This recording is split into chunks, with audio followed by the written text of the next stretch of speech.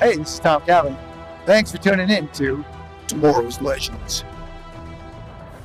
You think you know the story. You've heard it 100 times. But this is not the tale that you know, for this part of the story has yet to be written. Join Flash, Harley, and X-Force 11 as they take the Wave Rider into the near future and check in on some old friends. This is the new adventures of Superman and Lois, as chronicled by Tomorrow's Legends.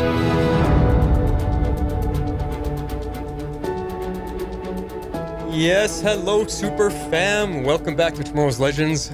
We are here in Smallville following the new adventures of Superman and Lois, like you just heard. We're on episode 12 already, called Through the Valley of Death. I am the returning Flash. I'm Harley Quinn. And I'm X-Force 11. Hello, Legends. Yes, well, look at the news going on here. Holy crap, X-Force, you got a lot for us. Let me get this going. We interrupt this podcast for a special report. All right. Yeah, what's going on? So to kind of update you from what I told you on the last podcast is we have got some firmer dates. So this coming Sunday, the 18th, we've got Legends episode Bad Blood. Then Tuesday the 20th, we've got Superman and Lois Failsafe. Then we have repeats of both shows through August 1st. So it looks like they're not wanting to compete with the Olympics. Right. So it looks like no shows July 25th through the 7th. We'll find out for sure next week when the CW's PR calendar comes out. But I believe Legends will probably be back on the 8th and Stargirl and Superman and Lois on the 10th. But we'll let you know as soon as we get firm dates. But it looked like a little break for the Olympics. That actually, I mean, it sucks because I hate hiatuses. I think I even bring it up tonight in the notes, but it works for me because I'm away on the holidays for an entire week in the last week of July, and if there is no shows, well, I don't have to miss out again. So that actually times out okay for us. But times out okay for the two of you. I doubt I'll be back. The next week may be my last podcast. Yeah, and that's the other end of it. It's getting really close for you. So yeah. Gonna hang on as long as you can, but yeah, it just sucks. You're gonna miss the finales. Yep, not much I can do about that. All right, well, we'll keep on top of that. But thanks for keeping track of it, X-Force. Mm-hmm. All right, so one more episode each, and then a break. Mm-hmm. Is the short and sweet of it. All right, let's get to our impressions of this episode. All right, kick it off, X-Force. I gave this 9.5 families make all the difference. This episode was amazing for me. The writers paralleled the Kents and the Cushings and even a little bit the Irons family. And we had breakthroughs and much more. This is why this show is the new head of the universe. Loved it. You're here. Yes, I am pretty close up there with you. I gave this one 9 mysterious missions because I really, really enjoyed this episode, but it didn't hold all that many surprises. I mean, it held a few, but for the most part, I found kind of how the whole episode played out to be rather predictable, but I really enjoyed watching the story play out because it's so well written, it's so well acted, well directed. It's just such a stellar put together show that even though I was oh, I bet you this happens, oh, I bet you this happens, it still was such a great episode just to watch. It was fun to watch it all play out on scene. So yeah, and I'm not disagreeing with you guys at all. I just didn't give it as high of a rating. I gave it an 8 superhero landings. So for me, it's just so nice to come back to a show that's actually really damn good. Do I really need to say anything else? No. Okay, I will. I'll say more. I'm only giving this an 8 And it's not because it wasn't epic and full of amazing moments, but what it did for me is it suffers from the same sped up solution strategy that the episode with the Kryptonian War did. They again tried to cram too much into this one, leaving it with jarring edits and jumps from scene to scene, leaving you feeling like you dozed off and missed a couple minutes of what got you from one scene to the next. This was not a situation that I felt needed a one episode fix, and it should have been stretched out further to at least 2 episodes. I think about all the buildup from Irons explaining what happened on his Earth, to the whole plotline of the Kryptonian soul transfer device, to the concern of what if Clark gets taken over, to it actually happening. That's a whole lot to wrap up that should have taken more than 1 episode. So it kind of left me feeling as much with a dang, that's it reaction as a wow, holy crap reaction.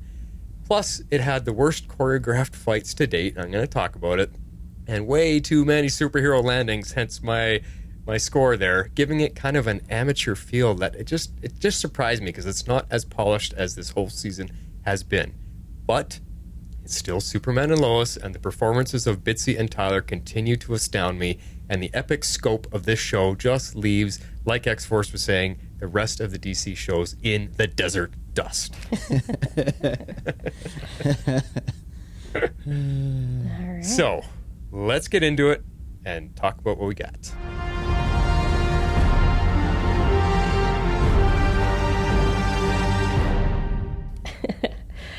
All right. Well, I say we start with Clark / Superman.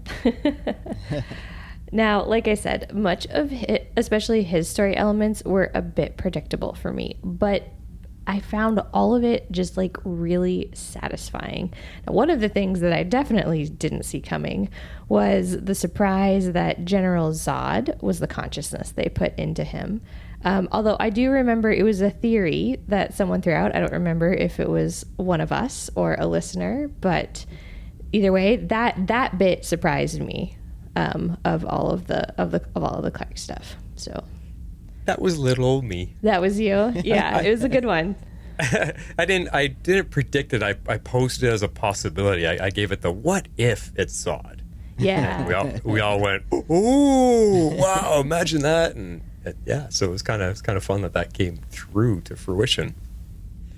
Now, what wasn't predictable to me was how quick it all got solved, and I at least expected him, like Superman, to be turned for an episode and then have some epic fights. But, before they figure out how to save him, I wanted an entire episode of him being bad, him being, on the dark side and not in control of or not able to fight it. And then we get to see what happens. We see, see Irons fighting him, see even maybe Jordan run in there and have Superman smack him around a little bit and then realize, oh my God, I just hit my son. And I wanted to see some of that struggle, but it never came. So that's, a little bit of what bugged me. Yeah. Gotcha. Well, I'm not entirely convinced that we've seen the last of Zod on this show. And number 2, I'm not convinced that Clark is totally free of Zod's control. I believe that we will see Zod reassert his influence before the end of the season. So we've got a couple more episodes to go. We'll see if that actually happens. But I know we're not done with Zod. But I like you, I thought it was a little too easy this quick in one episode. So I'm thinking there's going to be some type of Zod reassert before the end of the season. Okay. I got a point coming up later about Zod, so I'll hang on to that. Yeah, I think I'm in that camp too. I don't think it's completely solved. I don't know exactly how it's going to come back along, but I'm not convinced that Zod has left Clark either. So we'll just have to see how that plays out. Okay. But at least for this episode, we knew, even though he said he would, we knew that Clark wasn't going to submit easily. And so I just love to see that he immediately is starting to fight back, because the way they left at the end of last episode, it definitely was kind of a bit of a cliffhanger, but kind of gave the impression that he had submitted, and so that he got taken over quickly. So it was nice for me to see him, seeing him fighting back, And then I also loved him reaching out to the one person he knew would be able to hear him, like while he's trying to fight back, which was Jordan. So I thought that was a very cool touch. Yeah, so going back to your first point, like I want to point out again how convincing Tyler Hoechlin is. He seemed in a lot of pain and was suffering and was really struggling in a fight for his soul. And I mean, it's hard. You got imagine the scene. You're sitting there on a sandy ground, and you're surrounded by a film crew and the director and everyone, and you're just on your hands and knees, and you're just going, oh, oh, oh. Like, not many people can really make that look good, and he did. It looked like he was getting, just tortured on the inside. And the guy's amazing. The guy really is impressing me with his ability this season for sure. Yeah. But yeah, that was, I mean, the other part that I liked, it was really cool to see him gain enough strength in that struggle to escape for a moment when he took off from the cave and then crash landed outside to call out to Jordan. It was cool. It was cool that he was able to do that. But then I thought it's kind of lucky that just at that moment Jordan was trying to listen for him. Because I mean, would Jordan have heard him if he called out when he wasn't trying to hear him? Could Jordan have picked him out through all the noise if he wasn't practicing and trying? That's what I'm curious about.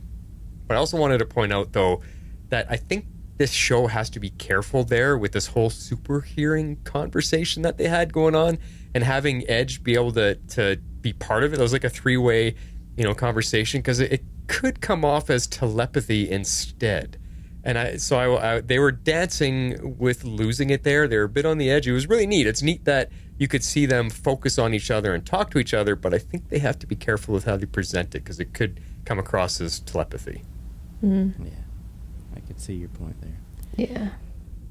I liked how Clark had plans to make sure his family was safe and get help. I loved him reaching out to Jordan. That was wonderful, even if Edge could hear. So I really like the fact that Clark has thought about these things and that he is doing his best to give his family and friends the edge in this situation. So I like that he's on top of strategy there. Mm-hmm. Yeah, give him the edge. Give him the edge over Edge. Gotcha. Yeah, there you go.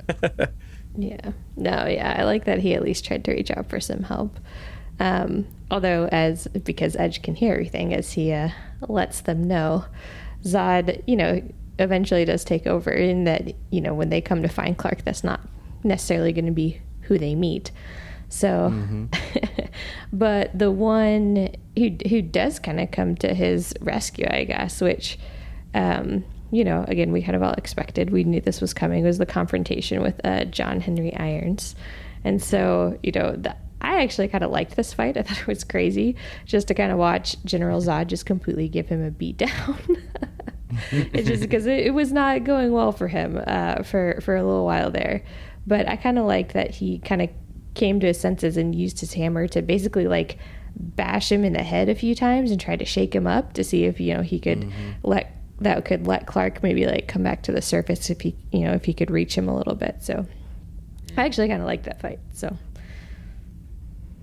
Yeah, well, you guys made me think of something before I respond with my other Zod comments. When you think about Superman calling out to Jordan, what I think, why we're all bringing it up as a moment we really liked, is because if you think about it, it's Superman.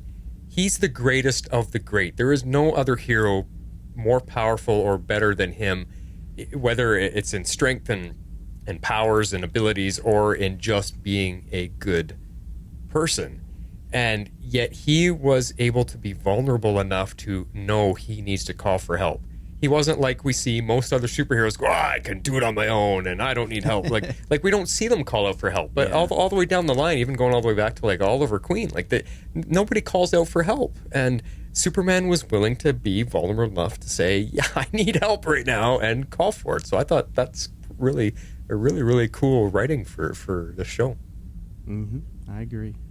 Yeah. Okay, so Zod. I found when he was taken over by Zod, I found a couple of his lines hard to understand, and I even rewound it a couple times. There's still a couple words I'm missing, and it's a minor gripe, but Zod. And to me, that's a big deal. And you've got Zod. I mean, we all know Zod from the Superman movies. I think Smallville, he goes in it. Like, he is one of the main villains for Superman in the early goings of his storytelling. So this is a big deal on this show. But what bothered me is that he was in and out without much fuss in this episode. And I want to ask, is this the end of him for good? You brought it up already, Harley. Is this the end of Zod? You guys both think, no, he might come around somehow, but I want to counter that point with another possibility. Is this how the show is moving past old characters so that it can continue to write new paths for Superman to take? Because we've brought this up before with how this is uncharted territory, and they're either getting rid of old characters that we know or writing them off or killing them or whatever. Is this just that next step of evolution? Because it feels like that might be their intention. If this was, they like, here's Zod, yay, but guess what? We don't need him because you guys all know Zod. He's been here before. We're not going to use him. We're going to bring him in and give you the threat, but then deal with it and move forward. Now let's get to some bigger, badder enemies for Superman. I don't know. What do you guys think?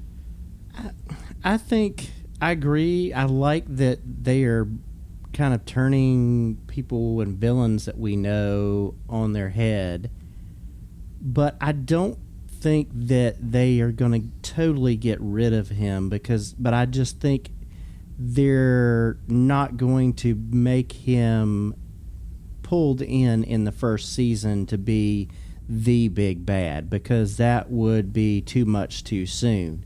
Yeah. And they're trying to do new things with this first season and introduce things. So I'm thinking that, we may see down the road that he's going to fully be the big bad of a season.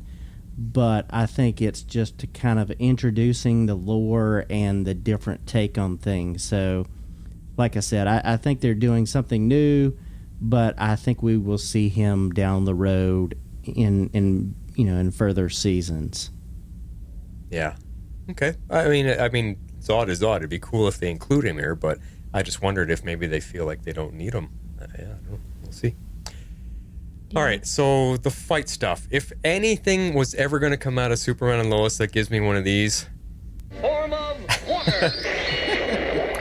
It's not that the scenes weren't cool. It's how poorly executed and cheesy looking I thought the fights were this episode. I think it's the worst we've gotten out of the show so far, because they have been so good, whether it was fast action or super slow motion, they have been so good at choreographing it to make it look ultra realistic and impactful, and like, holy cow, we can feel the hits that Superman is laying out. But here it looked like they didn't know what they were doing and had to make cuts at the moments of impact so that they didn't have to show anything. And I'll give you a couple examples. When at the very end, when after the explosion of the missile and Edge falls to the ground and we see Superman come down and Edge is trying to plead to him, brother, I could have saved you, and you see Superman punch him. It's like the camera's looking up at Tyler. Tyler's looking down the camera and he swings to make a punch, and then there's a sharp cut, and then you see Edge just knocked out. So where's the actual hit? Where's the motion? Where's the connection? Where's the impact of that? You don't see it. That's real amateur. And then another one is the hammer to the head when Irons is fighting him and Superman is on top of him. You see Irons reach out for the hammer and it flies to him a la Thor.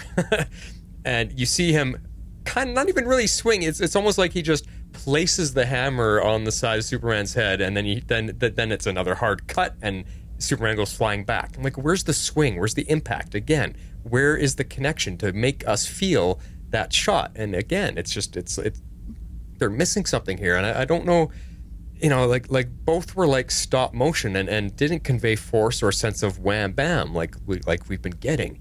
It's like the fighting guys, the choreography guys were on holidays for this episode. I don't know. So that's how, if you guys watch those scenes, you'll understand what I'm pointing out, because we have not had that all season. It's been so good. And like I made a joke of the superhero landings, I think we got Superman flying in and landing on one bent knee 5 or 6 times this episode. How many times do we need to see that? It's like they have nothing else to do and they want to just keep showing that over and over again, and it kind of felt repetitive. So there you go. That's my beef. He's got it out of his system. There you go. I don't notice the choreography stuff. I've said it 1,000 times on this podcast. But I don't know. The superhero landings don't really bother me. That's just his signature style. That's just kind of how I see it. But that's me. Yeah, it's just, I mean, I think it's just if they overuse it, then it takes away the cool factor of his superhero landing. So I just want them to not use it so much. Once or twice and show the impact of it is really cool, but over and over and over again, it's like, can you show him landing a different way? I mean, does he always have to, like, when he flies down to see his family again, does he have to do the superhero landing? Can he just come in gently and scoop them up or something? Or, Anyway, let's move on to Lois. I got a couple points here about Lois because I think Bitsy really brought the emotion this episode, and I mean, wow. Because the whole episode was just getting worse and worse for her. It was like she was the only one fighting to believe Superman could pull out of it, and nobody was believing her. No one was listening to her. No one was trusting her faith in her husband, and that's the whole thing, because her whole life is him. It's her husband. It's her partner in life. It's the father of her kids, and she's losing the chance to save him because no one has faith in him like she does, and I felt so much for her. Her performance, it just, oh my God, it pulled on the heartstrings. Yeah, she was great. Yeah, it was really good. I mean, she's just stepped up so much this season, and I think just seeing her in different situations and seeing her acting in different things this season, we have just seen her grow so much, and it just is all leading up to this and gives that believability and weight when she does talk to people and pleads with people. So I just really appreciate what she's brought so far this season. Yeah, exactly. Now, I know this leads into our favorite scene, so we don't have to talk too much about it, but I was kind of half surprised she told Irons the whole secret identity thing. Because, I wasn't. yeah, like, that's why I say half surprised. The way the episode was going, I saw that she had to tell him, but I was surprised that she was willing to give out the identity, because this show has been so good at keeping their secret. Like, we've joked about the Flash, how everybody in the Central City knows the Flash. So it just surprised me from that aspect. And not like, because the way I looked at it, the way she told him is because it was kind of her last desperate plea to save him, because all other avenues she had tried have failed, and she was at her wit's end. And I think she thought that this was the one thing that she had in her back pocket that could save him. And I agree. What surprised me, though, is that Irons didn't even budge. He just says no. And I was like, okay, you big jerk. I thought you were here to help. And, and we'll talk a little bit more about him later on. It just surprised me, like, oh. Yeah. Yeah. And I appreciated how Lois went to her journalism training to get info from the Cushings and bring the facts to her dad and to Irons. I mean, she was emotionally wrung out, stressed, fighting, but she still showed strength and drive to fight for her family. And I just loved how they showed that you can be dealing with emotions and dealing with so much stress, and yet you can have strength in the midst of that and fight for it, and it not be just a total weakness, but you can use that and bring that strength in. So I really appreciated that. Yeah, strength of character, strength of resolve. Lois has been through a lot, and I think what's great about this series is we're at a point now in their story together. Lois has been with Superman, been with Clark for like 20 years, so she gets these situations, and she's got that experience built up to be able to fight through these things. Definitely. All right, well, let's move on to Jonathan. I have, just like one point for sure that I wanted to bring up with him, and just it kind of continues this theme where he's like really standing up like for his family, but he's also standing up to some very powerful men. Like first he kind of stands up to his grandpa, which I'm sure was no easy thing to do, and now he's standing up to John Henry, who's equally as intimidating, if not more so, because he's not related to him at all. Yeah. So I liked that slowly but surely the Kents are kind of starting to wear John Henry down, because like Lois kind of tells him who he is, trying to sway him, and he doesn't seem to budge. But I think as he keeps hearing more about things, we see he eventually does the right thing and tries to save Clark. So I liked this bit. Yeah, and I agree with you. I think it was Jonathan that really got to him in the end there. 'Cause it seemed like Lois didn't get through to him at all, which surprised me, like I said. But as Jonathan was talking to him, you could see tears actually starting to well up in Iron's face there after Jonathan was there. Actually, while he was talking and after he left, you could see his eyes were pretty watery. And I thought, ooh, yeah. Jonathan said the right thing. That whole dad stuff worked. Yeah. And he did good this episode. Jonathan did so good. He pushed Jordan to keep working at the hearing thing, and then he stood up to the adults because they're being blind. Like he had a strong part to play in this episode, even though he's just a teenager with no powers. I think he did well. Yeah, I keep being impressed by Jonathan's combination of his mother's drive and love of family and his dad's strength and desire for justice and what's right.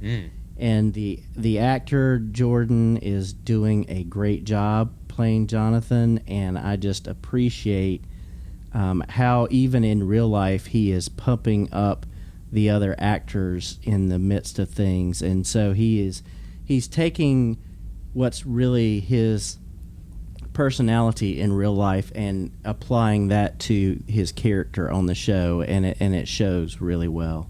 Yeah, I totally like how you worded that. Yeah, for sure. I'm definitely enjoying his parts of all the episodes. All right, well, let's move on to Jordan. And we don't have to go too in-depth on this because I think it's going to come back around later. But just one point that I wanted to just bring up was that I noticed that he felt so guilty and responsible for Edge capturing his dad, which is interesting. I mean, I know he's kind of struggling with being super himself, but he's not quite to their level. Whether or not he will be, I don't know. I think that's still up for debate. But I definitely think it was motivation for him to continue boosting his efforts to try and hear where his dad might be, to kind of hone the hearing skill that he only just now got to stop giving him migraines and stuff. So I thought that was good. Yeah, I liked that he admitted that he just got to the point that he could stop the migraines from hearing everything.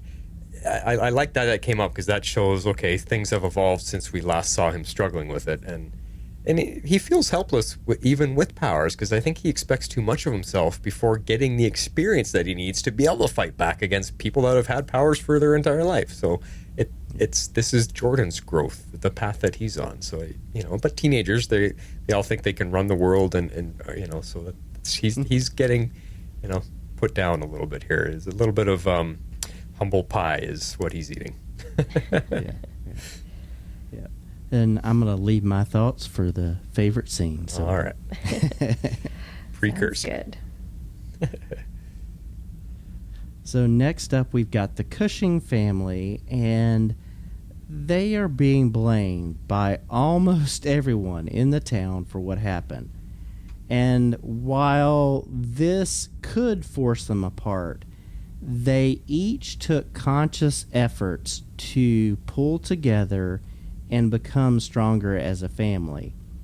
And I'm not saying that we're out of the woods yet, but they have taken great steps in moving forward together. And so I just really appreciated that they each made those choices and that they each were there to kind of encourage and support each other. Yeah, for sure. I mean, the town is absolutely looking for someone to blame, and Kyle's the only one there because Edge kind of got outed and now he's gone. Just off, not even pretending to need to be Morgan Edge really anymore, at least not at this point. But I also really enjoyed the family bonding moments that we get to see, because I think this is ultimately going to bring the family a little bit closer together. So, which is something they needed. Yeah, definitely. Yeah, and for me, I so agreed with Kyle and was getting equally pissed off with the town and the people like he was. I'm just thinking, seriously, people, You really have the nerve to say those things to a family that was manipulated just as badly as you were and also had the same things happen to them. You've been through this together, a family you've known for your whole life, a lot of them, and you choose to have no sympathy or understanding because you're so small and kind of pitiful yourself. It made me so mad. I just could not believe the town was reacting like this. And I would have exploded like Kyle. Like, how dare you? But here's the thing. Like, I really did like their scenes for them as a family, because in this show we are following the Kents as one family and we're following the Cushins as another family on this show. And I loved all of these moments and all of these scenes they got to have together. Like you guys were saying, they stick together through this turmoil without it pulling them apart. But I have to say that I kind of thought the big water fight, laughter moments and stuff was so out of place in this otherwise really tense episode, and it kind of stole too much time away from what should have been all about the fight to save Superman. I think this Cushing stuff could have been left for another episode to dive into, because it just didn't fit. It was really jarring to go from this tense, holy crap, Superman's almost turning evil, to la da da da da, happy singing moments with a water fight. It was a weird oil and water mix for me. So, yeah, I think, like you were saying, Flash, that if they had extended this fight and this battle for Superman over more than one episode, I think then you might have enjoyed it a bit more. For me, I enjoyed it. I think we needed a pause to not get so ramped up and overhyped, and to bring it down a little bit, and just to see, the contrast, because like I said, we're paralleling the two families, and you have this family finding joy in the midst of adversity, paralleling with the Kents who are facing so much trouble. So I think they were doing that on purpose. But once again, I think if they had split it out into two episodes, it would have been less, maybe, less jarring for you, maybe. I don't know. Yeah, well, that's exactly what I said. But, I mean, it was still good. Don't get me wrong. It was still really good. I'm enjoying the Cushing stuff. It just was not in this episode belonging there, I don't think. But anyway, that's just me.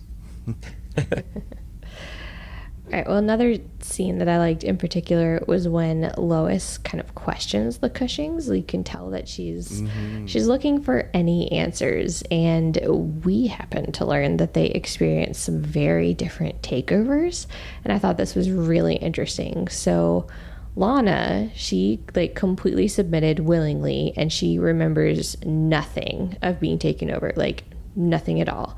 She was kind of, to me, it seemed like she was completely pushed down kind of out of her own body's consciousness, so that Clark Kal-El, his mom, could, take over. And she remembered a thing. Yeah. But Kyle, on the other hand, he kind of remembered bits and pieces, because I think he was still fighting.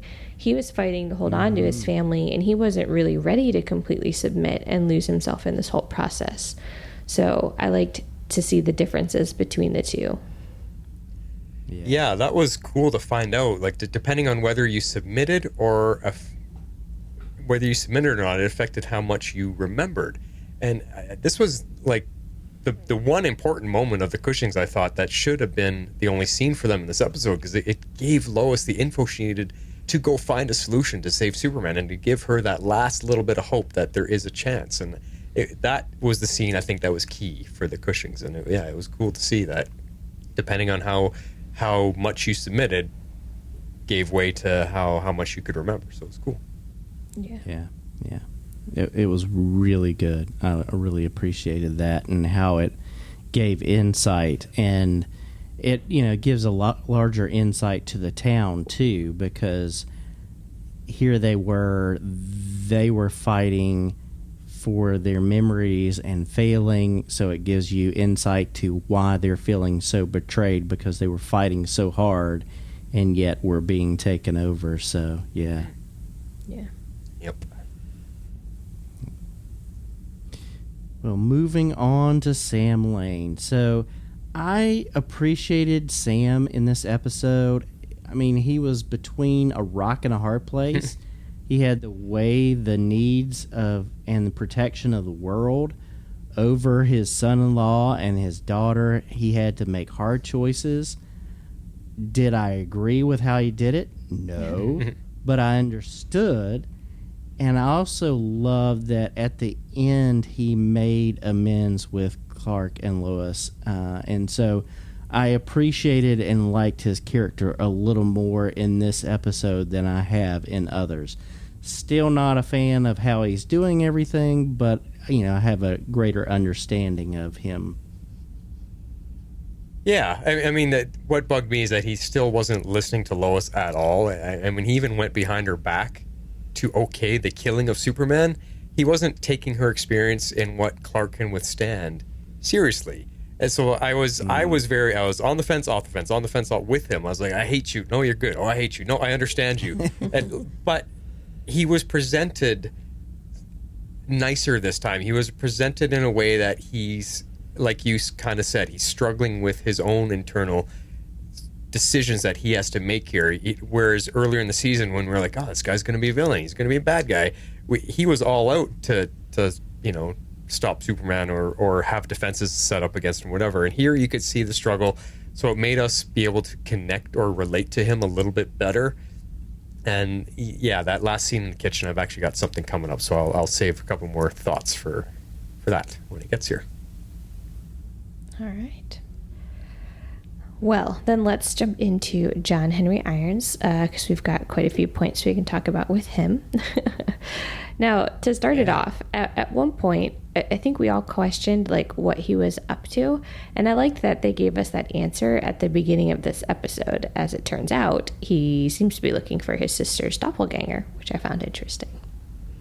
Yeah, no, I like how this episode picks up seconds after the last one. Well, it actually goes back a few minutes before the last episode ending to show us where Irons was and why he wasn't there for the big Kryptonian War episode. And makes me want to yell, stop with the hiatus junk, because if we had gotten to watch this episode right after the last one, I think it would have been a 2-part flowing amazing episode. So like we would have gotten way more dramatic effect if we could have watched them back to back. But I like, because remember mostly me was complaining, why wasn't Irons part of the big war episode? This makes no sense at all. At least they gave us a response to that is okay enough story-wise to make sense. I mean, how does he know a war's going on? He's tracking down his sister. But now, his sister doppelganger, like you said, Harley, of this Earth. I'm like, does Irons have a sister? So I had to look her up, do some Googling to find out if that is actually a thing in the comics. And it kind of sort of is.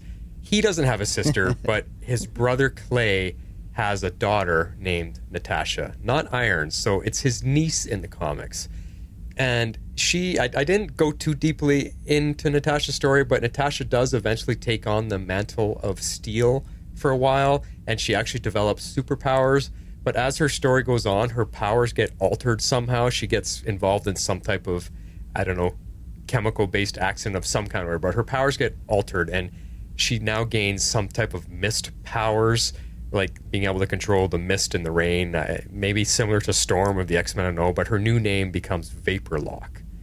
I was like, okay, so there's some history. So this show is taking that and writing it a bit differently, so it's not predictable. It's now Iron's sister, so we'll have to see what her story is going to be, if she's involved more or not. Yeah, and it could be that they're writing her as a meta already. Yeah, that somehow this person on this Earth is a meta, and she can start off in season 2 as as Vaporlock. Yeah. So we'll see. That's cool. Yeah, that would be cool. Yeah. So I like that, we see Iron. He's a driven man who's been through so much. And I'm so glad the writers did not go the easy route of having him, stop being the Steel we know and give in too quickly. And it took listening to Lois, listening to Dick, listening to Jonathan, as well as seeing the impact of the family to help him adjust his point of view. So I like that they really showed his character and who he is, and that it's going to take more to kind of break through. So I like that. Yeah, I mean, we've kind of already brought this up before, but he definitely was not on board to save Superman. Like, I found it interesting that he was convinced that Superman essentially, like, called him in, because that's kind of like what Lois says, you know, to make the tough choice. And maybe he did. Maybe, you know, he thought, like, if it got to that point, you know, Irons would be the only person that would do the right thing. But I am glad that he tried to, you know, reach him one last time and try to save him without killing him. I mean, granted, I don't think any of us thought that they were actually going to kill him on his own show, but still, they made a good show of it. It'll just be and Lois. Right? I know. But you make a good point there. Like, did Superman actually call or give Lois the signal to call him because he knew that he can't fight this, and Irons is the only one that can stop him? Because there's a moment when they were fighting and they were on the shoreline there, and Clark was struggling with it. He was actually saying to Irons, "I can't stop it. You've got to do it. Just do it." Like when he had the missile point, he's saying, "Just do it. I can't stop this." So he was giving up and telling Irons to finish him off at that moment, and that's when Irons was like, "Oh, wait a second, maybe I can." Yeah. Now, in regards to Steel, I mean, he was a hero in the comics. He was never, from what I know of him, he never had this not criminal, but kind of a darker grayish area side to him. So I think it was more that he couldn't shake what his Superman did to his family on his Earth that wasn't letting him listen to everyone. I think emotions were kind of controlling his choices here. Because he also states that he did lose Natalie when Superman destroyed Metropolis in 7 minutes. It only took 7 minutes, and I lost everything. I lost everybody. I lost Natalie. So maybe there is nothing left on his planet. Because we were speculating that a few episodes back that, maybe he can return to his planet and get to Natalie, and maybe she's fighting in his place right now and all that. But I don't know. That line kind of tells me that there's nothing left. Yeah, there have been a few lines like that throughout the series so far that I kind of agree with you. I don't think there is anything left for him. So that kind of leads right into this, how he got here. So I wanted to chat a little bit about this wormhole because it seems awfully mysterious. Like, where did it come from? Did he cause it because he was using his weapon? But that I don't think that really makes any sense. But he didn't open another wormhole this time when he used it. So where did it come from? And how did he get here? Or I guess, why did he get here? We know the how, it's just the why. Yeah. Oh, the science, Harley. We got some science in here to figure out, eh? That haven't had this yet to talk about. So first, let's go here. It's a red solar weapon that he uses, meant to deplete Superman of all his power, which would weaken him enough so that they can kill him after. In the flashback, we see Irons flying into space in his spaceship to pull Superman away from Earth, and then he fires the missile, the red solar flare missile, into space, which then explodes, causing this red solar flare, which was supposed to weaken Superman, and I guess he would shoot him with the spaceship or whatever. But we see Superman, he's attacking the ship, and as the red solar flare comes towards him, he stops from punching the ship, lets go, and flees the scene. You see him fly back towards Earth in a real quick moment. And then right after that, we see the portal open, and Irons is still flying forward, and he's like, you see the surprised look on his face, like, what is that? And he flies through, and then you see the scene of mountains and everything show up, and poof, just like that, he's here on our Earth. So, like you said, Harley, did the missile open the portal? Because it doesn't make sense. Or was it that the crisis wave just happened to come through at the same time, and the two of them together, the missile exploding and the crisis wave, somehow causes a wormhole to open? Because I'm with you. I don't think the missile alone causes it because of what you just said. The one that they fired off here, right in Earth's atmosphere, didn't open a portal at all. Yeah, I agree. I think this had more to do with Crisis than the missile. I don't know that John even knows that Crisis happened and his world doesn't exist anymore. Maybe he does, but I kind of doubt it. I just wish we had a clear explanation of how and why the portal opened, and to say yes, it was crisis, or some type of clue to why, to give us, so we can get past it. But I don't know that we'll get that, but who knows? Yeah. I don't know that we will, because of how surprised Iron looked when the portal did open. His eyes went like the size of saucer plates. He had no clue what was going on. So I don't think he's going to ever know. Unless while the time he's been here on our Earth, he's been trying to figure it out. I don't know. Yeah, no, I don't think he, whatever he did, he was not intentionally trying to go anywhere, as we kind of originally speculated. That's for sure. The only other thing I can think of is that it was either the Monitor or Oliver that brought him here for some reason. I guess maybe they knew they would need him for when this eventually happened on, I guess, Earth Prime now. Yeah. That's the only other thing. That's a possibility too. Yeah, we need explanation. That's it. I don't know. Maybe we'll get it. Maybe we won't. I wasn't sure we would. I'm surprised we saw that much. So maybe there is more coming. Maybe they do tie all this together. So. Yeah, you're right. I was not expecting a flashback scene to show us anything of that. So it was cool. We got that at least. Yeah. All right. Well, let's move on to Edge, because kind of. This is where a lot of the questions came in for me, a lot of the theorizing at the end of this episode. So I'm left wondering, what is Edge's mission? Like, why was he, why truly was he sent to Earth? And what is his plan? Because it's all very confusing. He leaves with the Eradicator. He does his solar flare, whatever, to, I assume, set it off. And I guess release all the Kryptonians on the inside. Or it doesn't make sense he would be destroying them, but maybe that's what he did. And then at the same time, John Henry shoots his anti-Kryptonian missile red solar flare thing at him.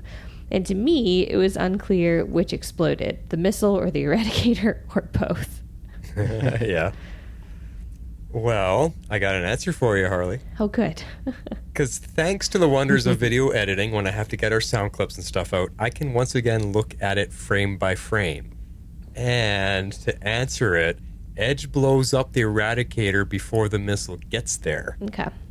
You see a purple-blue explosion, and then a split second after that, you see the missile hit, and then a red explosion. So whatever he was trying to do, he succeeded, then gets knocked out by the red flare. So now I'm with you. Why? What was he doing, and why? Because the last time we saw Superman do this was, blow it all up to we saw what Superman did, blow it all up so they all lose their powers. Why would Edge be doing that? I mean, this Eradicator was a little bit different. It wasn't the stone that he was blowing up. It was... I don't know what it was, but I'm just thinking. I mean, it's going to lead into the next point of what came at the end of the episode. But at that moment in time, what was he doing? Why? Because what did he say when he leaves the cave? He says goodbye, Father, and it's all done and over. It's like they were giving up. But then he obviously had a plan, because he's flying up to space to blow this thing up. But there's something, and this is what ties into what you guys are thinking, that maybe there's more to it, and we just didn't see it yet.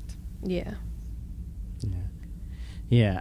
My thoughts were, he exploded the Eradicator, absorbed all the Kryptonians in it, and now how is that going to lead Krypton being restored and all those souls and no bodies? I have no clue, but I think he has basically got all those Kryptonians inside of him and all of their strength and things like that. But how that's going to lead to that plan being fulfilled, I have no clue. Yeah, and I think that's the weird part about this, is because even though at the end we see that he's been captured, he looks extremely assured of himself, almost to me like this was part of the plan all along. Kind of like when we were saying a few episodes ago, like, why is this happening? Why is this happening? And it was just part of his plan. It just all worked in. So my question is, like, what is the end game? What is his true mission that his father sent him here for? That's what we're building to. because his dad at the very end, that's what it was. His dad says, "You're going to be the sole reason why Krypton dies," and that's when he's like, "I'm out of here. Goodbye, Father," and he grabs the thing and goes. And so that's an interesting. I hadn't thought of that because I'm sitting here going, "What's going on with him? He's in that kryptonite encased jail cell." And he has those glowing blue-white eyes at the end. And like you said, he looks so confident in himself. What does that mean? And so I only thought, maybe his dad is the one that took him over. But then you bring this up. Maybe he absorbed all the Kryptonians. And that is scary. Because does that make him 10 times more powerful because he has all of them? He has a lot of knowledge. Yeah. He would have a lot of knowledge. Yeah, exactly. So interesting and scary. I mean that maybe helps this episode by the very end. And now in thinking of that as being a possibility, and it's like I thought they sped this episode up too much and solved it too soon. And it's like, well, you know what? We left you on a cliffhanger. We're gonna resolve this moment. Superman's not really gonna be turned. But that's not the big problem that you think it is, because we have a bigger problem for the next couple episodes, and that's Edge being full of 35 Kryptonians. So now what are you going to do? So it's like, here's a bit of a big moment, but it's not the biggest one. So just wait for the next one. That might make this better. It's yeah. We'll see. Mm-hmm. Yep. So we had another player in our episode this week, and so we had Diggle in this episode. Yay. And I kind of wanted to give a breakdown. So we have seen Dig appear 3 times in the DC shows, and I'm not counting Legends because that wasn't Dig, but David playing a person.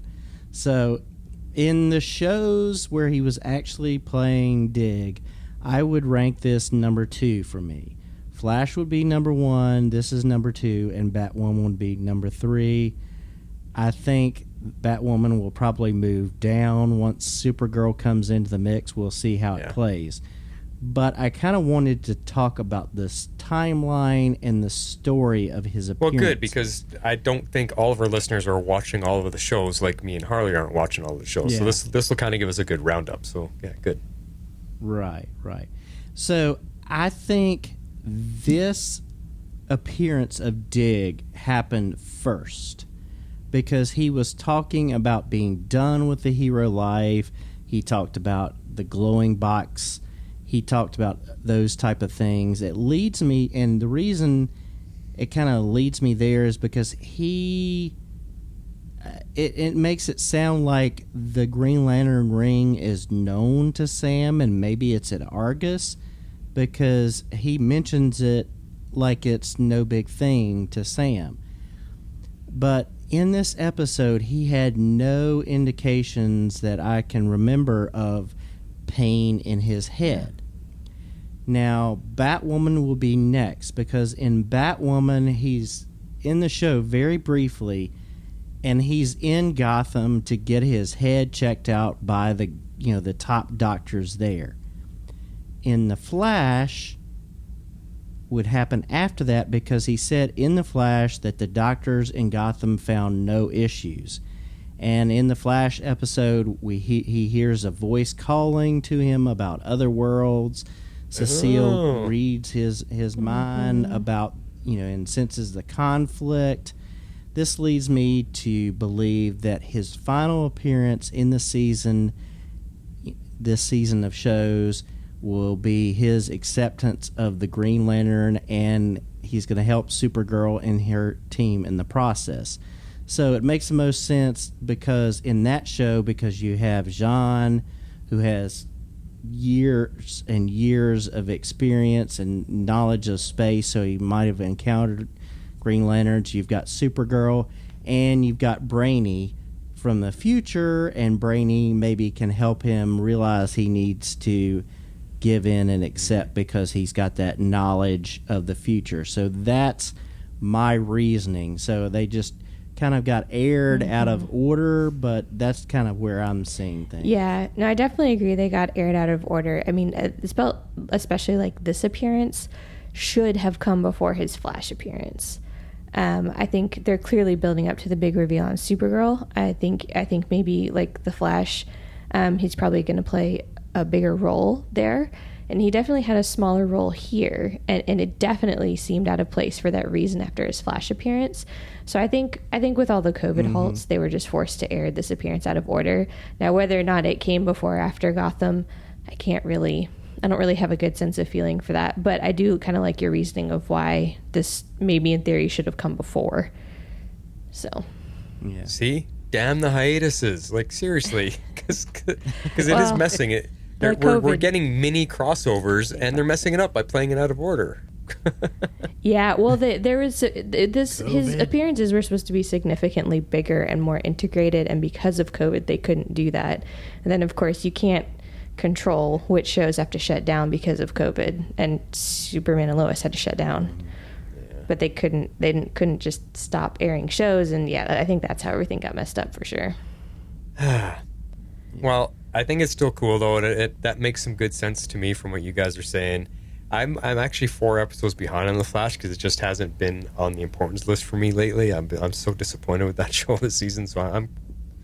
Well, let me just tell you, if the last 4 episodes, like the season finale next week, this week's episode, and the 2 before it, if the whole season had been like those episodes, it would have been a whole different series, because I'm like, where has this been all season long? Yes, anyway. And that's exactly the type of reaction I'm reading about and stuff. So I'll get there. I just finished I know what's coming. I know the stuff that's coming, so I'm looking forward to it. But so I like how you guys order this here.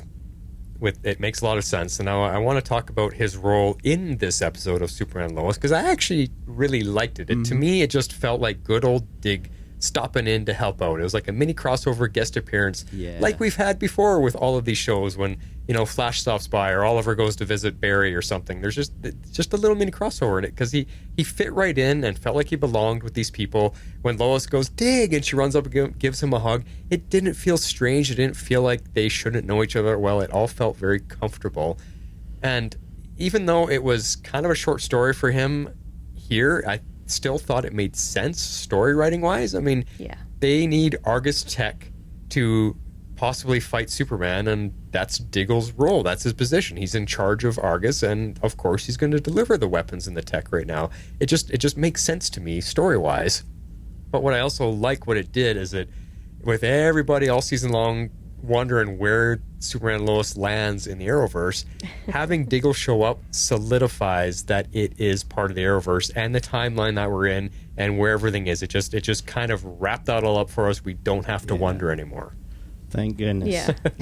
Yeah, for sure. So we might have to change our intro, because in our intro it says, in the near future, we're visiting Superman and Lois. So I might have to take that out somewhere. Yeah. No, I think the last couple of episodes have solidified we are in present day. We are in 2021. Yeah. Not unfortunately. Unfortunately for our intro, but... I think people can hand wave that bit. Yeah. All right. Well, that is some awesome discussion, guys. Let's get into our favorite scenes. Shape out an eagle! Now, X-Force, you called yours Wonder Twins, and it messed me up because I've got clips in here already called Wonder Twins. So I'm trying to load it in the tab. I'm like, which one is it? Because they're all named. Oh, man. All right, so this was Jordan and John's big heart-to-heart about Fighting Edge. So let's take a listen and then talk. Hey, how's it looking out there today? Damn it! How far can you hear? Oh, I don't know. Somewhere in Australia? Australia? Or New Zealand. I can't tell the accents apart. Regardless, it doesn't matter. I couldn't hear that. Okay, well, I mean, what if he just wasn't saying something and you scanned over him or... John, I don't know. That's what I've been saying. I just got this power good enough that I'm not having a migraine every 2 seconds. Look, this isn't gonna work. Hey. Yes, it will, okay? Just try again. We've been at this for an hour, and I don't even know what I'm hearing half the time. Look, I know it's hard, but right now you are the only one who can find him. Yeah, but what if I can't? What if I keep trying and trying, and my powers just aren't good enough? Jordan, you're good enough. Really? Because that didn't stop Edge. Well, when I used my heat vision on him, I gave him everything I had, everything, and he just tossed me around like a rag doll. Then he took off with Dad. I was the only one with powers who could have done something, and I didn't. You can do something now. You can do something now, okay? Just focus, okay? Yeah. Yeah, I love this. I love the two of them really hashing it out and being honest with each other. I like the fact that Jordan's feeling guilty about not stopping Edge, but John helps him to overcome it. I just love these two brothers working together and being there for each other. And I was a little bit leery of, okay, you're changing the timeline from one kid to two, but I think it's really working because of the dynamic of these two actors, and I just really appreciate it a whole lot. Yeah, I'm totally with you there. It's just fun, and you can kind of relate to it. I don't have brothers myself, but I just see the brotherly connection here, and it's something that I've always wished I had, and it's just cool. It's cool to watch. Mm-hmm. Yeah, that was a great scene. I agree. All right. Well, let's move into my scene. I chose Lois's confession when she tells John Henry Irons who Superman really is. Oof. The tearful one. Here it is. Yeah.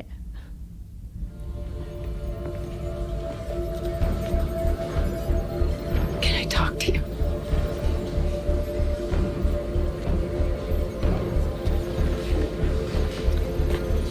Lois, I know what you're gonna say, and No, you don't. You need to hear this.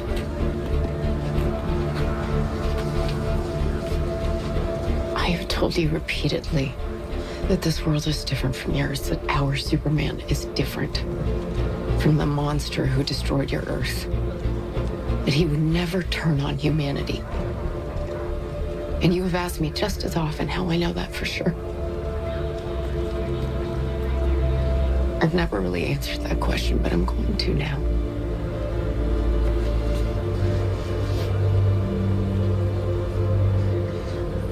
The reason I know how much Superman loves humanity is that he's not just someone I report on. He is everything to me. He is the love of my life, the father of my sons. John Superman is my husband.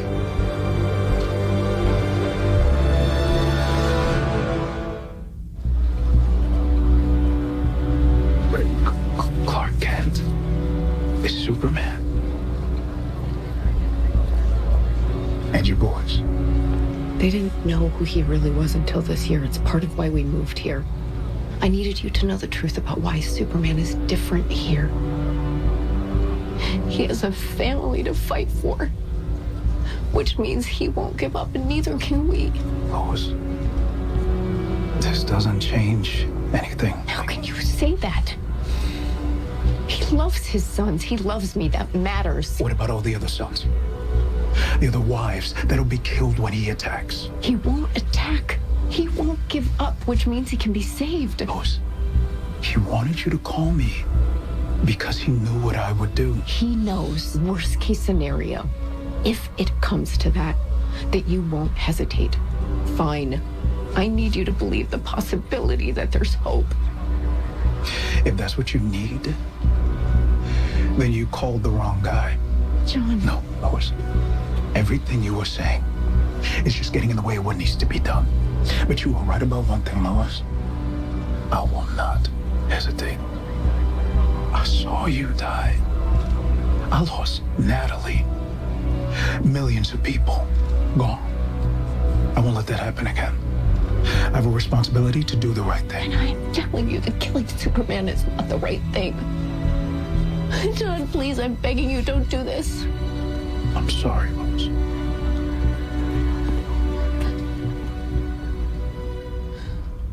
Oh my God, she breaks my heart. Wow. Yeah, So I good. wanted that scene mainly for the performance of it. It was one of the moments that I had seen coming. I had thought she was going to tell him a few episodes ago, and she didn't. And I was like, she's going to tell him before the series is out. And so, yeah, I saw it coming. But man, was it such a great scene. Oh, like I said, it's gut wrenching. Just and then she just he just says no. It's like, are you kidding me? Yep. Jeez, it's her last attempt. That's all she had left. And He wasn't. He wasn't on board. Took John to break him. Yep. Yeah. Which leads into my favorite scene. I call it Power of a Son, which is exactly when Jonathan walks in the tent to confront Irons, and they have that whole "you're about to kill a good dad" scene. I just loved it. Here it is. And give me a digital read on the topography so I can find.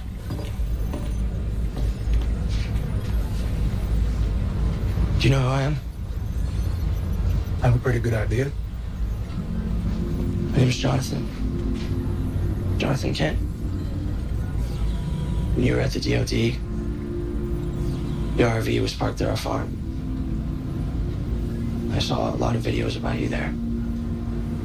I saw what happened to my mom. I saw who my dad was. I saw a lot about you, too. I saw about your daughter, Natalie. You seemed like a really good dad. I just want you to know. This guy you're about to kill, he's a really good dad, too. I wish there was another way, son. There's always another way.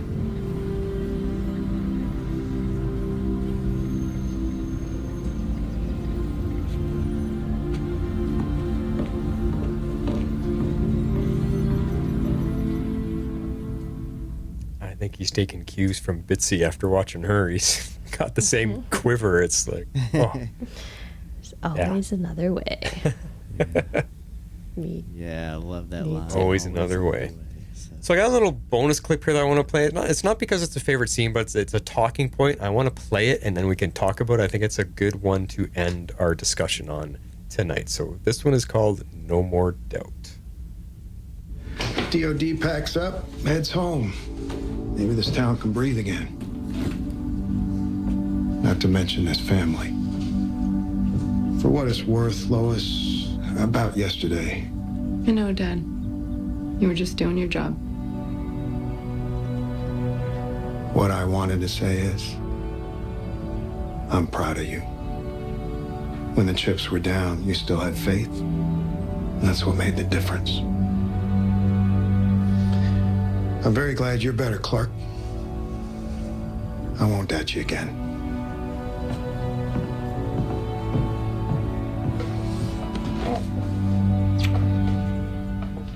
That last part, I'm glad you're better, Clark. I won't doubt you again.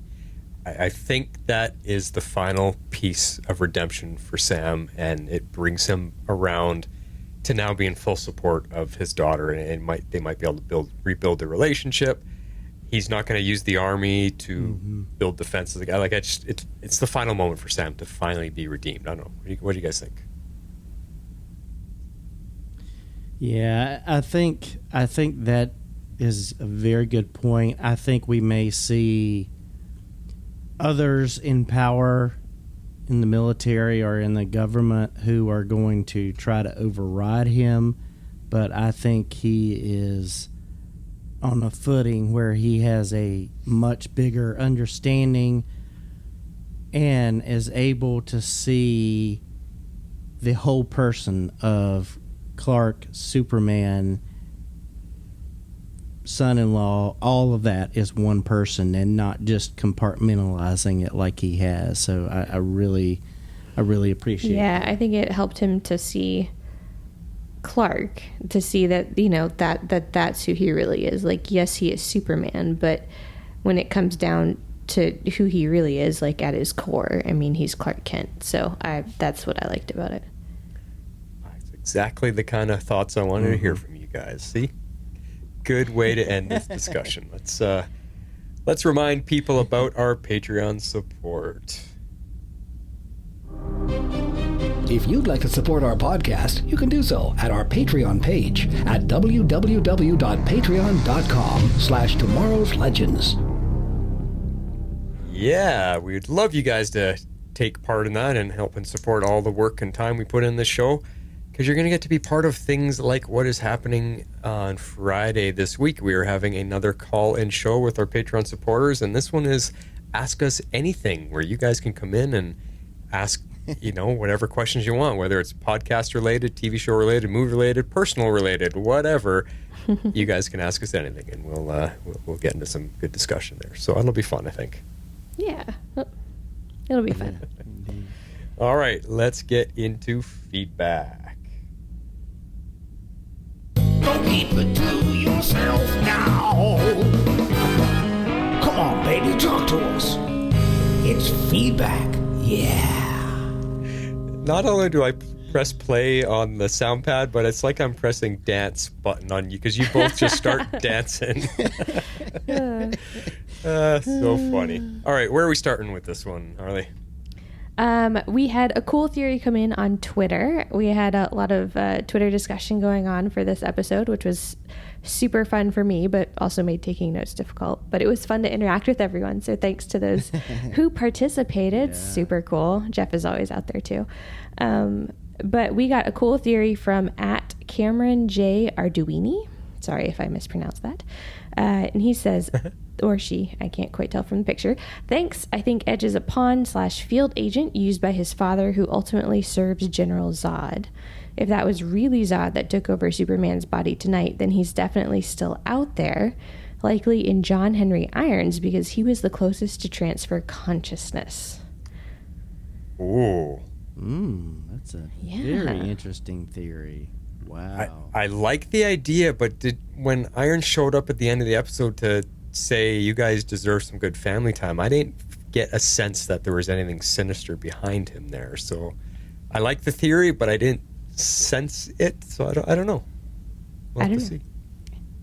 Yeah, I know. I mean, I definitely think we haven't seen the last of Zod. So however they do it, I am curious about it.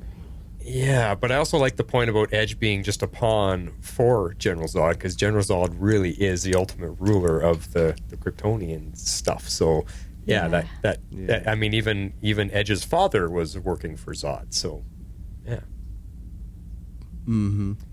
Awesome. Next up is an email from Comic Geek Kev. Kev says, "Hey, Legends, I'm assuming that someday this show will have a bad episode and I'll feel let down. This episode was not that episode. I think my only problem is that the appearance of Diggles certainly seems to solidify that this is the prime Arrowverse. Especially some of the conversations he had, Oliver, glowing boxes, etc. If that's the case, where's Supergirl?" Agreed. And as much as it was great to see him again, what's the point of David Ramsey showing up on all of these shows?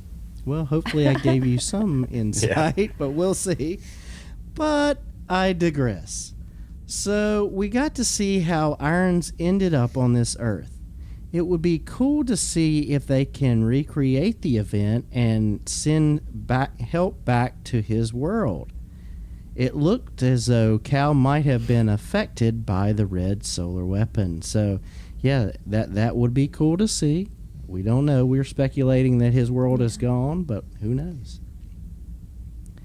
I had completely lost the thread that Irons didn't know that Superman was Clark, but I understand why he believes it doesn't matter after what he had seen. Yeah. I was surprised that there was blowback on Lana's family from what Edge did, not because there shouldn't be, but because most shows probably would not have bothered with it. But this show went there, and they should. It was a major blow to the community, and they're going to take it out on someone. Yep.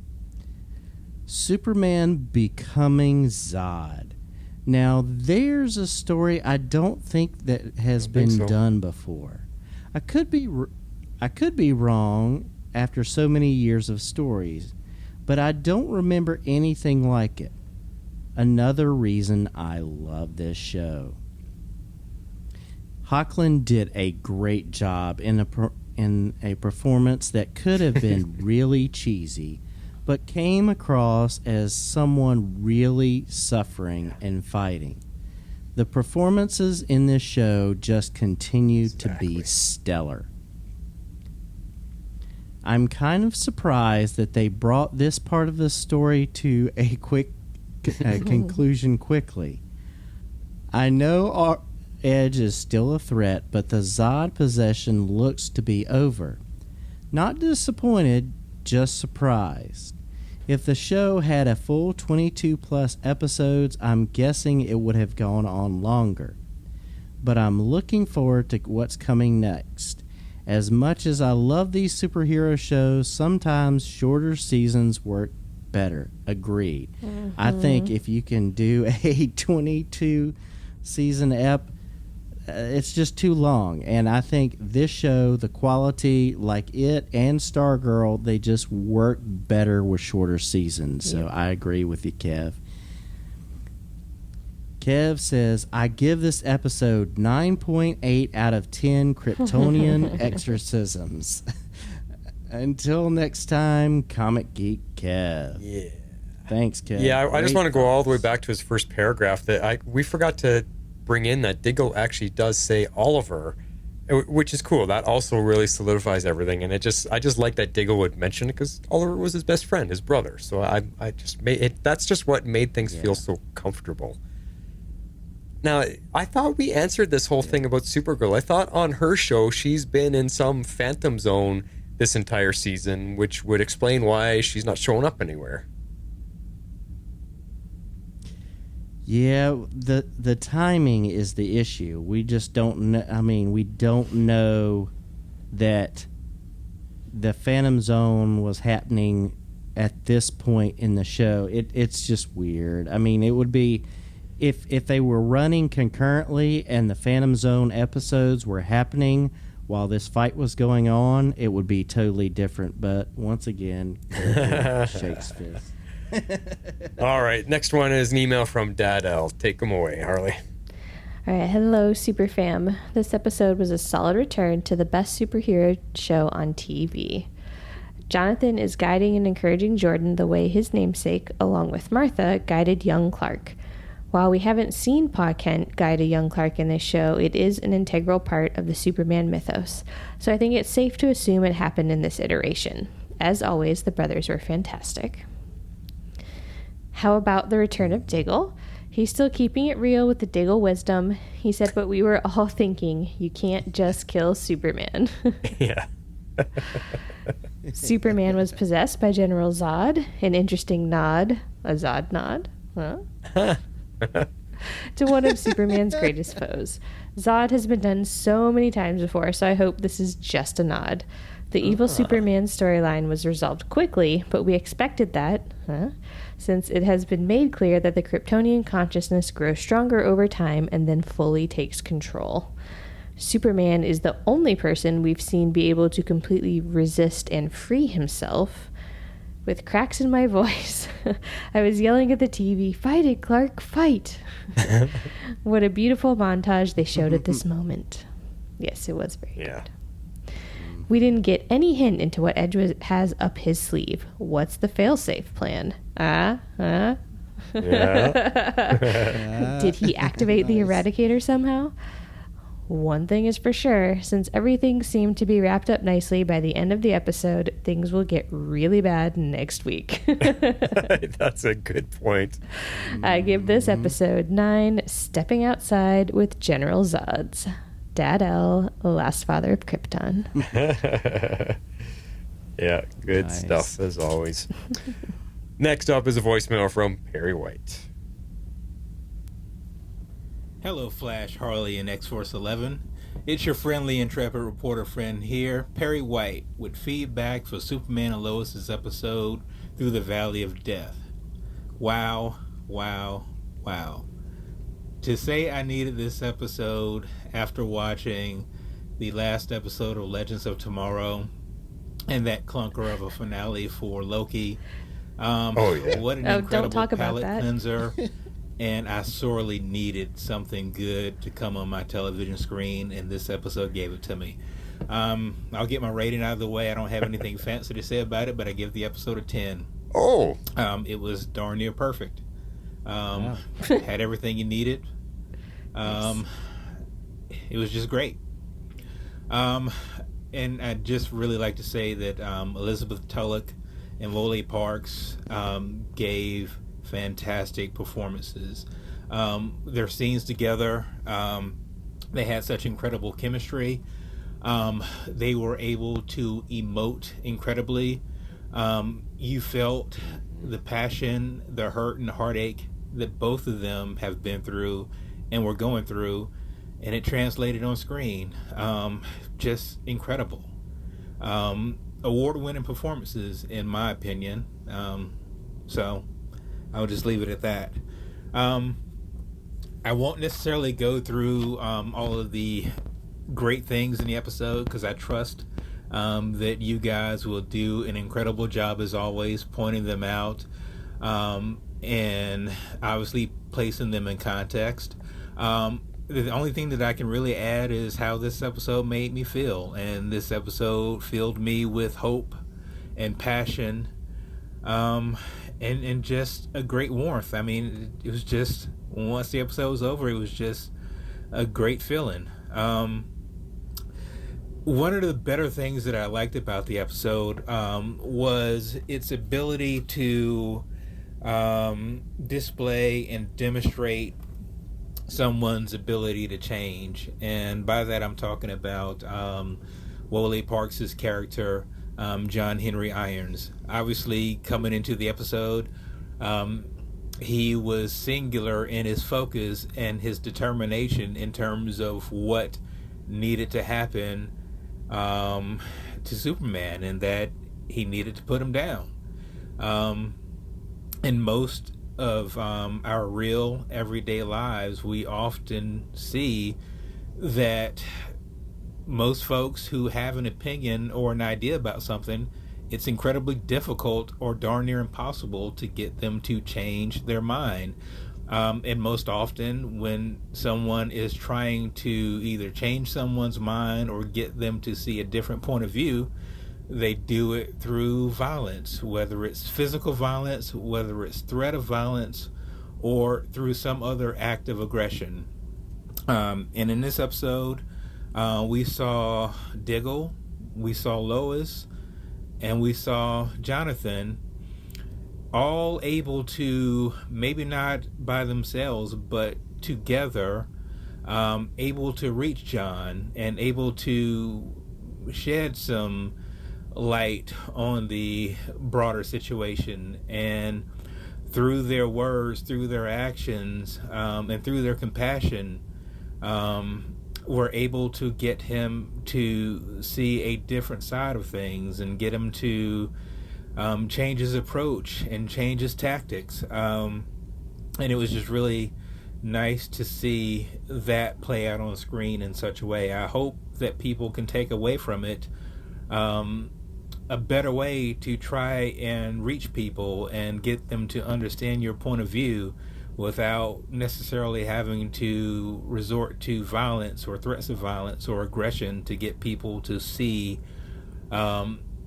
what it is that is important to you and why it should be important to them. So that's what I significantly take away from this episode. Going forward, obviously the I guess tease at the end with Morgan Edge being in prison and hearing the voices of parent Kryptonians that he somehow released with his heat vision and was able to take into himself. I've heard and sort of read theories that it's sort of the beginning of him taking on the quote-unquote living eradicator persona. And I'm not going to sit here and tell you that I'm incredibly knowledgeable about what all that means, but what I can tell you is I am excited to see what happens next, because this show has such incredible actors and actresses. It has writing that is worthy of their skill and talent. It has direction that's been impeccable. It has computer-generated graphics and special effects that are certainly on par. Well, let me take that back. Certainly better than most of anything we've seen in the CW verse so far, and certainly on par with some of the better shows that you'll find on Disney Plus or Netflix. Like I said, I give this episode a 10. My only nitpick, and I don't even know if I want to call it a nitpick, but I've said before that this show doesn't necessarily need to bend over backwards to connect itself to the Arrowverse. However, when you have a character like Diggle, who is from Arrow, and an original character, and he's making mention of Superman and talking about he's the best that we have, is just really sort of jarring to hear him make that statement when there has been no reference on this show to any degree really about Supergirl. And now I'm going to go back to the theory that I had before, that this show somehow, some way takes place at a different point in time than the other shows do, and I can only assume and I can only imagine that it takes place in a time when perhaps Kara Zor-El has left this timeline for whatever means. I still say that she's going to go to the 31st century and be with the Legion of Superheroes, but that's just my own personal theory. And like I said, that's sort of really my only nitpick, and I wouldn't even call it a nitpick. It certainly does not detract from the score that I'm giving this episode. The other thing that I was particularly interested in, obviously, is when you have a show that's 42 to 43 minutes, you don't really, there's no such thing as sort of wasted time or a wasted idea, right? So the fact that when the episode started, John was looking for his sister, or at least the version of his sister on this earth, we obviously know that that will ultimately lead somewhere. I don't know where it will lead, but I'm kind of sort of interested to see where that's going to go. And in the same way, when Diggle was having the conversation with Sam Lane about the fact that he was keeping information from him about the multiverse and about superpowered beings and all those things, and he said that he needed to have a conversation with him, I suspect and fully anticipate that that will come to fruition and that will lead to something narratively as well. Like I said, this episode was fantastically well done, and I give this episode a 10, and I look forward to hearing what other folks have to say about this episode, and I am incredibly excited about where this series goes. This is your friendly reporter, Perry White, making his deadline. Maybe just barely, but I made it. I'm out. No, good thoughts as always there, Perry. I like his theory about where Supergirl might end. I know this, we don't talk about Supergirl here, but I do like his theory. It sounds pretty plausible to me, and I don't know. I think that point about why would Diggle say Superman is the best that we got, he just is. The entire DC history of all things comic book superheroes, Superman has always been at the top. He is their number one guy, and I think that's just what Diggle's referring to, as Superman is the guy, and you don't get much better than that. I know Supergirl's somewhere, underneath him in the rankings or whatever, but it's Superman. It's always been about Superman. So, Yeah. Awesome stuff. Last up for this week is Dreamweaver. Here she is. Hello, Superfam. Dreamweaver here with feedback for episode Superman and Lois Through the Valley of Death. I'm rating this one 8 dinosaur pancakes out of 10. The tension was super palpable in this episode. Very visible stakes, fallout from previous episodes, some great moments for just about everyone, but the ending didn't stick the landing for me. And I'll get to that, but talk about the rest of the episode first. So John Irons is looking for this Earth's version of his sister and his family. That could be really interesting, especially since this Earth's version of him is dead, and I don't know what he'd do when he just shows up at his sister's door. I'd love it though if he gets some version of his family back, or if he learns that his Earth may not actually be destroyed, or that his Natalie somehow made it to this Earth, because I wonder if there's more to the story of that wormhole that brought him to Earth Prime, because that did not look like something from Crisis. He's got a lot of interesting dynamics that can happen for him moving forward. And I continue to love the brothers' dynamics. They bring the best out in each other, and even through their sibling spats, they have such a supportive relationship. Another dynamic that was really nice this episode was the Cushings, hence my rating. Kyle's been a really back and forth character, but you could see both the love he has for his family and the repentance he feels he owes to the town in this episode. Emily and her family were really laying it on thick to the Cushings, somewhat understandably, but also Kyle didn't know. He just saw a businessman who was trying to help a small town suffering, and he wasn't the only one that went along with that. Nor was he the only one that made the decision to undergo the resurrection process. But they had such a sweet family moment when they were clearing the graffiti off their house. That was a really well done scene. Another really well done scene was when Clark was calling out to Jordan. That was, if I could choose best scene, that was it for me. That was some great editing back and forth between the desert and the farm, and seeing and hearing Clark's pain and desperation through that. It's A+ right there. There were so many individual standout scenes in this episode, and everyone was bringing it with the acting. Such as the other two that stood out to me is when Lois reveals to John Irons that Clark is Superman, and then when John Kent talks to John Irons about he and Clark both being really good dads. There's a lot of Johns this episode, but two things that brought it down for me. One is that they squandered yet another Diggle cameo. He basically showed up to give General Lane a verbal lashing and name drop Oliver, but nothing else. They're really baiting us with this Green Lantern stuff, and I hate to say it, but if it's even going to be Green Lantern stuff at all. He's only got one more appearance left on Supergirl for this 5-episode arc, if you could even call it an arc, and I'm wondering if we're going to get anything else substantial from that. And number 2, going to be honest, I was a bit let down at how they got Superman back. I was expecting his family to actually be there, or get to face him as Zod turned Superman. He was only truly turned for maybe a good 8 to 10 minutes of this episode. I thought there was going to be a lot more heart-wrench ahead with this specific story point, but they got him back rather quickly. I did like that Irons got to have a hero moment and tell Clark to be the one to fight, and it's because he's now seeing Superman as Clark and not just as Superman, because of his conversations with Lois and Jonathan earlier. But it felt a bit not right that the Kents weren't there, or that Lois only got to piggyback the communication off of Irons. Hey, I do go into these with expectations, so I always get a bit disappointed when something doesn't play out, but there feels like a pattern happening right now, and it started when they saved all the Turn people so easily 2 episodes ago. And now with saving Soup so quickly in this one. It feels like the writers may be afraid to commit to one of the big story points and let it breathe and play out for more than one episode. And now it's in favor of revealing something different or even bigger instead of letting this aspect of the story breathe. Because now it seems that Edge has all of the Kryptonian souls ? In him. That's what it felt like at the very end.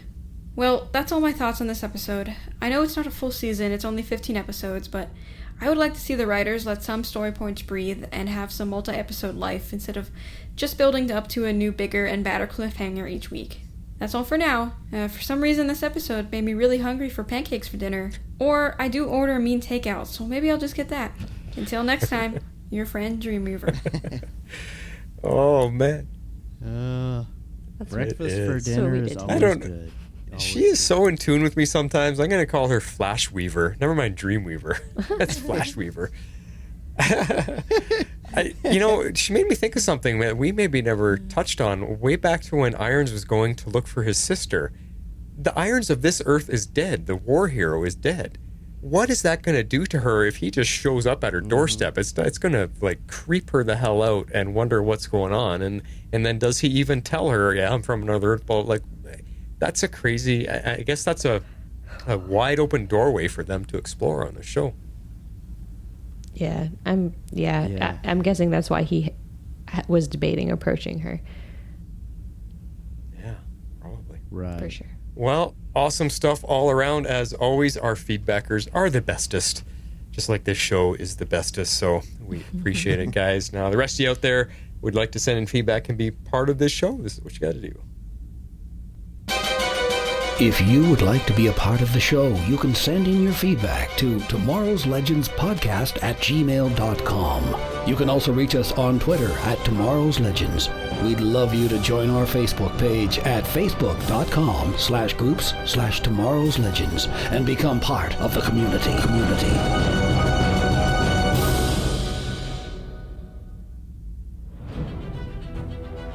And that wraps us for tonight, guys. Awesome episode and great discussion, I thought. It was a good episode. And it's good to be back. I missed you guys. It was just one episode. Just one, I know. But you guys did great. I want to just publicly announce that you guys did pretty darn awesome. For an episode of Legends that was kind of you guys brought it home. You guys you were funny. You made me laugh. It was entertaining. So you did good. Thanks. Yeah. So the only thing I got to talk about is The Mandalore. If you guys want to listen in, we're running down to our finale of The Bad Batch real quick here. There's only a couple of episodes of that left as well, so get on board. And then if you guys are fans of Firefly, I just released a big 3-hour extravaganza about Firefly with 2 co-hosts that also had a podcast about Firefly where they watch an episode and then create their own music based on the episode, and they're a lot of fun. They're hilarious, and they brought a very special presentation of 2 of their songs to my show, which was just so amazing to have part of Cybercast. So check Cybercast out, the latest episode about Firefly if you like that. That's all I got, guys. This is The Flash signing off. This is Harley Quinn.